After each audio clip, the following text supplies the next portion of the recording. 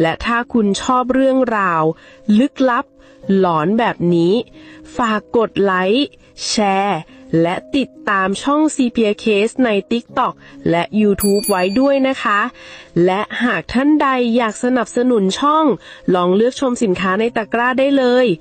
แล้วพบกันในเรื่องหลอนตอนต่อไป